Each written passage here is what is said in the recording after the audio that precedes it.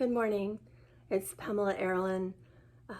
Thank you so much for being here with us every morning as we venture deeper into reading the verses and then stopping for channel commentary from Jesus.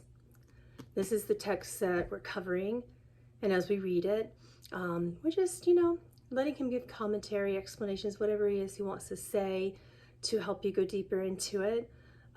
For those of you who are just seeing me, I'm a clear conduit channel and a trance channel. However, I don't trance while I'm trying to allow the Christ conscious beings that I work with to teach you, because I, as the human, have to read the text, so I can't close my eyes while I'm doing that. You got me on my casual, I'm not working today, so you got me on my off day, not dressing up for you. Thank you for understanding. Typically do, but it's not happening today. If you want more of my channelings that aren't on YouTube, there's quite a bit. There's a big library of hundreds of them on my Patreon channel. So that's patreon.com/Pamela Aaralyn. All right, let's get going. We're finishing up the prelude and going into the text today. Chapter 1. So exciting. Okay, that is on page 14, part 42. We're going to read at first. It says, "Your willingness to learn is evident, or you would not be here." He stops and says, "Here," meaning earth. Continuing on, it says, "You have been told and told again that a little willingness is all that is necessary. Why do you seem then to have not advanced, or to have advanced only a little bit, when your willingness is mighty? Only because you have not vanquished ego. You learn, and then you let the ego come and take all you have learned from you again and still again. It is ingenious in its ways of getting you to turn back again and still again, until you feel as if you are not getting in and out through a revolving door." Yeah, he's stopping us for a moment. Let me listen for a bit. Okay, he says, have you felt this way before, that you have a really great moment where you feel spirit and you feel so inspired and heart-driven? You can feel the essence of something that you've never really felt before, or perhaps only in spurts or bursts. He giggles a little. He said, "So you're having little bursts of Jesus, huh?" He has a funny humor sometimes. He says, "So this is a thing that you observe in yourself when you feel that you come here with us daily and your heart says, yes, this is it. I'm going to feel this way, and I'm going to feel this way always." Ego comes in later. Perhaps you have a moment midday, a moment at work, a moment with your family, a moment where the emotions take over. And when this occurs and ego says, "Oh, you feel bad. That means you're not connected. Oh, you feel bad. That means the Christ isn't in you. You feel bad. That means you're not progressing." I simply wanted to share that that's not what it means. It is normal to do this. It's normal to go in and out of the feeling because it's a new feeling. Emotions aren't continual, and it doesn't mean you're disconnected when they aren't all the same. Okay, moving on to part 43 of Course of Love. It says, "You were yourself before you began your learning, and the ego cannot take your self from you, but only you can obscure it. Thus, the teachings you need now are to help you separate ego from yourself, so that you learn to hear only one voice." He stops and giggles a little, and he says, "I know that appears to be contradictory, but I can only teach you from the sense of separation for you to remember oneness. I will teach you from the sense of what you know, from what you've been taught. I ask you to please consider for a moment that what would occur if you weren't taught that separation.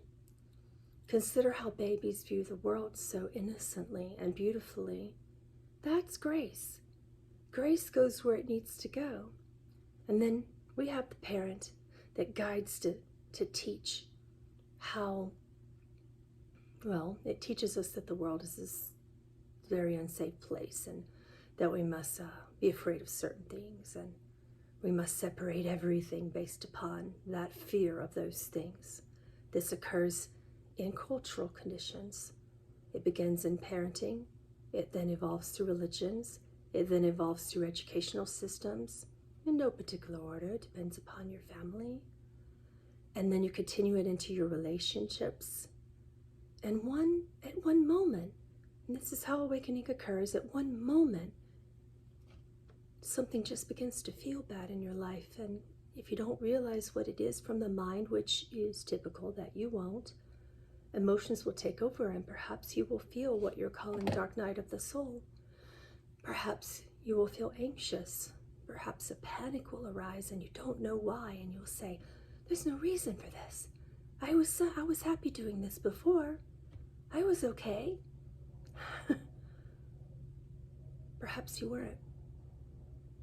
Perhaps you've forgotten what happiness is, what peace is, what contentment is. Some of you may not have felt it since you were an infant even. And some of you not even then, depending upon the conditions placed by your birth family, your parents. So what then, when you separate ego from self, occurs? Ego doesn't like it. Ego says, oh, I don't like that. I don't know how that feels. Therefore, it must be something to fear.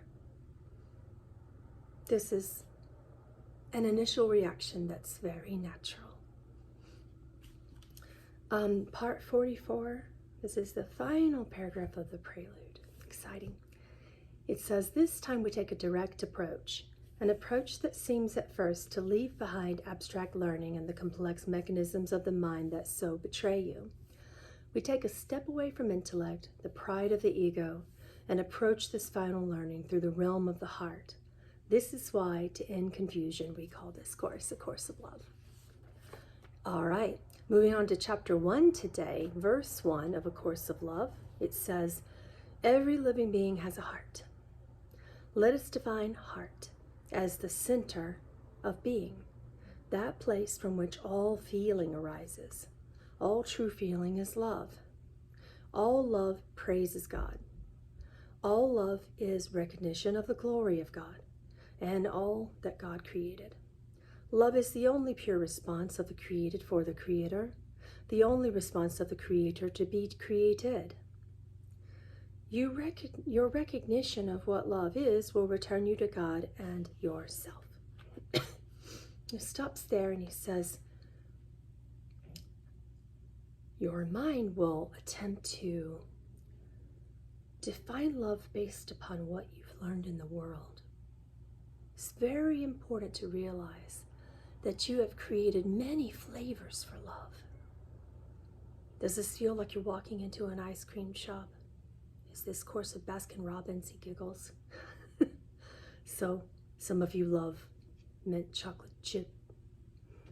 Some of you think that's disgusting, that mint stuff. You want vanilla. Some of you like to mix the vanilla with many other things. Some of you think that's too complicated. Either way, there is love in every emotion except shame. Shame isn't an emotion. Shame is simply a fear reaction that causes a thought of fear. Shame is primal. This makes shame the opposite of love, not fear, because fear isn't real in the true kingdoms of God. Only love is real. However, you are powerful beings. Where energy is focused, the energy will go. So if you have fear, you will believe it's real and it will be powerful for you until you look and find the love that is covered in that fear. Fear is a cover for love. It's very real in your world. We don't come to say, hey, don't be afraid. That would be silly. You've created a world of fear. Therefore, it's necessary to protect yourselves when you fear. Your belief is the power of your experience upon this dualistic kingdom of your physical formations, which you call earth. And it can be just as strong as love if you choose. Your power of choice is key here. Will you choose love in every moment? Perhaps not. But will you feel and find what is covering the love and forgive when you cannot? It's a good thought. Verse 1.2 of chapter 1 says, "You learned in A Course of Miracles that all knowledge is generalizable, so is feeling. All feeling results from love or lack of love. There are no other reasons for the feelings that you experience. All feelings are generated by the heart and have nothing to do with the body. The heart of the body is the altar at which all of your offerings to God are made. All offerings are love or lack of love. Lack of love is nothing. Thus, all offerings made from a place other than love are nothing. All offerings made from a place of fear or guilt are nothing." He stops and says, remember, guilt is an emotion. It's a cover for an emotion. This is the key to the first kingdom of God within you. Uncover the guilt, the shame, forgive it, and then you'll find what love is needed beyond it. It's what we call a call for love. When you're operating in lack, that is a call for more love. When you can't, forgive. And when you can't forgive, show compassion. When you can't show compassion, ask for peace within yourself. You will only see peace in this world when you can begin to uncover what is not true. Okay, let's do one more. Verse 1.3 of chapter 1 says, "Love is the condition of your reality. In your human form, your heart must beat for the life of yourself to take place. This is the nature of your reality. Love is as essential to your being as the heart to the body. You would not exist without love. It is there, even if you are as unaware of it as you are of the beating of your heart. You are no less yourself, even though you do not realize that without love, you would not exist." Verse 1.4 says, "God's only thought is love. It is a thought without limit, endlessly creating. Because of the extension of God's thought of love, you exist. I exist with you in this self-same thought. You do not understand this only because you do not understand the nature of your own thoughts. You have placed them inside your body, conceptualizing them in a form that makes no sense." He stops and says, and this is what ego does. This is why it tells you you can't meditate, you can't have a spiritual practice, you can't do breath practices to be aware of your heart and breath. Your mind will say, well, I can't be aware of my breath because my thoughts are there. Your mind has a function, and it is to think. Your liver has a function, it is to cleanse. Your kidneys have a function, it is to cleanse.